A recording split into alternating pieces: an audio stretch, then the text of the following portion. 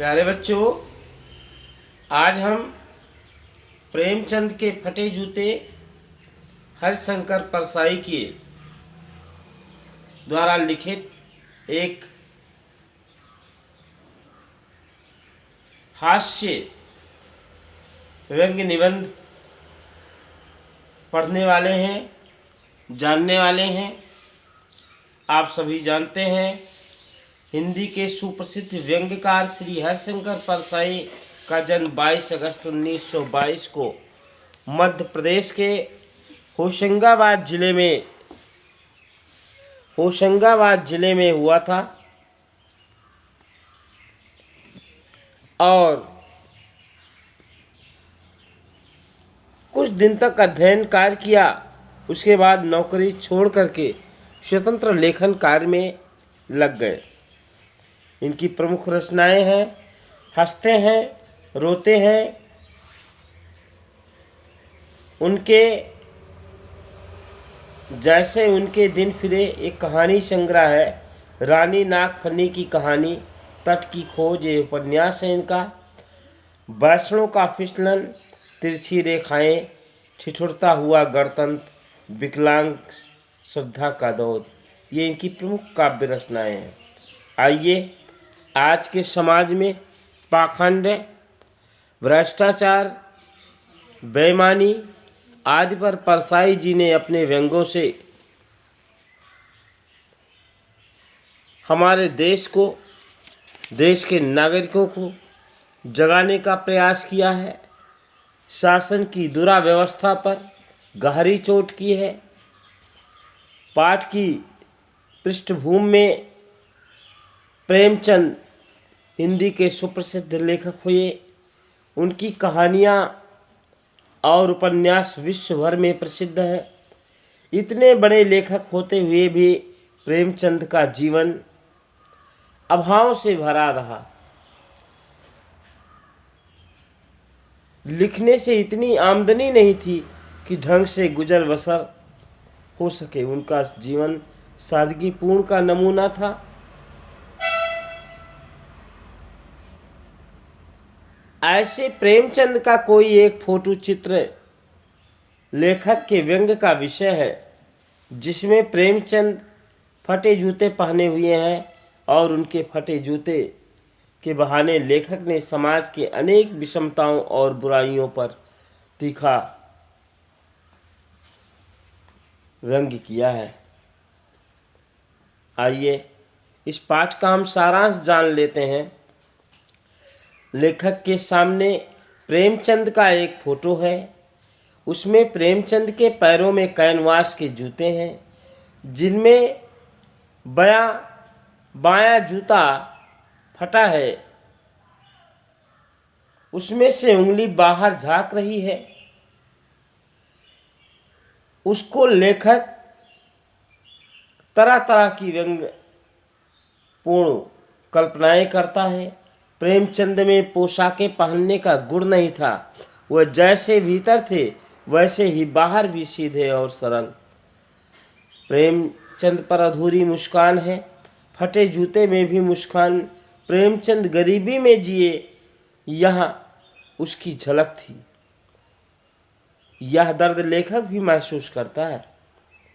फिर लेखक कहता है कि प्रेमचंद को फोटो खींचने के लिए जूते मांग लेने चाहिए थे। लोग तो बीबी तक मांग लेते हैं। महान कथाकार उपन्यास के एक जूते पर तो 50 टोपियां निछावर हो सकती हैं। लेखक प्रेमचंद की मुस्कान के कई अर्थ निकालता है, जैसे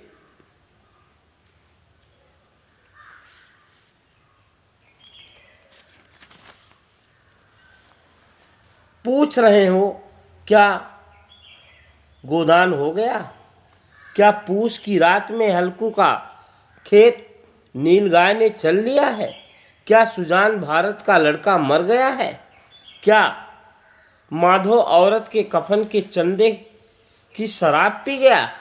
ये सारे प्रश्न प्रेमचंद की सुप्रसिद्ध रचनाओं के प्रसंग हैं। तब लेखक पूछता है, जूता फट कैसे गया? क्या बनिए के तगादे से बचने के लिए रोज मील 2 मील का चक्कर लगाते थे। लगता है समाज की बुराइयों पर ठोकर मारते मारते तुमने अपना जूता फाड़ लिया।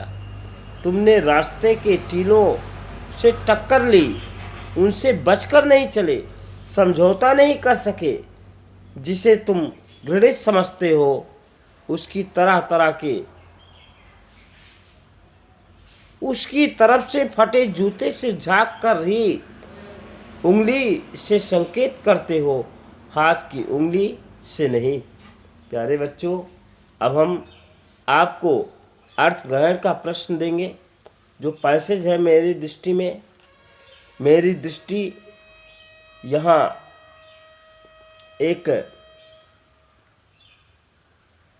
छोटा सा पैसेज है अर्थ ग्रहण का, आपको पृष्ठ पर मिल जाएगा पाठ में।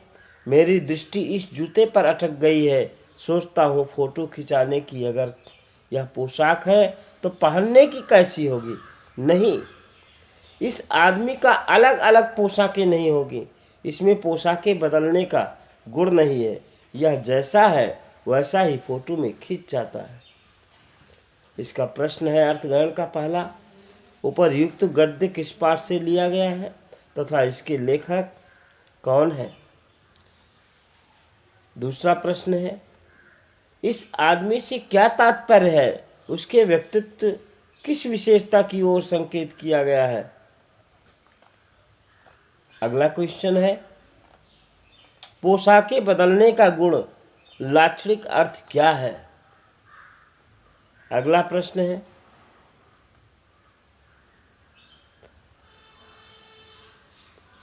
अभाव में भी प्रसिद्ध कथाकार प्रेमचंद जी किस प्रकार से अपना जीवन यापन कर रहे थे?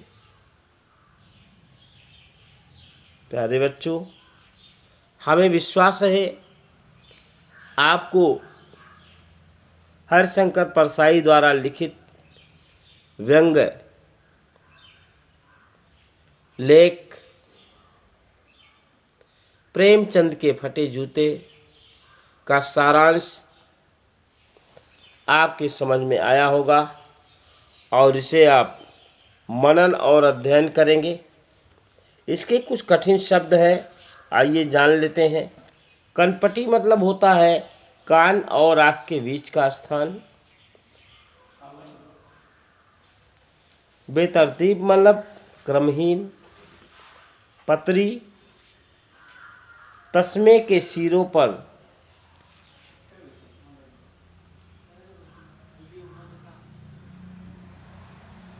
लिफ्ट लोहे का पतला खोल। एहसास मतलब अनुभव। बेपरवाही मतलब निश्चिंतता। उपहास मतलब मजाक। ट्रेजेडी मतलब दुखांतता। क्लेश दर्द मतलब होता है क्लेश मतलब दर्द। इत्र का अर्थ है गंध। पन्हैया मतलब होता है जूती। नेम धर्म मतलब धर्म के नियम। घृणित मतलब घृणा के योग्य। इस प्रकार से हमने आपको ये कुछ महत्वपूर्ण बातें शब्दार्थ के बताई। हमें विश्वास है आप इसका पूर्ण लाभ उठाएंगे। धन्यवाद। मैं गोपाल सर एक बार आपके शुभकामना के साथ इस पाठ को यहीं पर विराम देते हैं। धन्यवाद।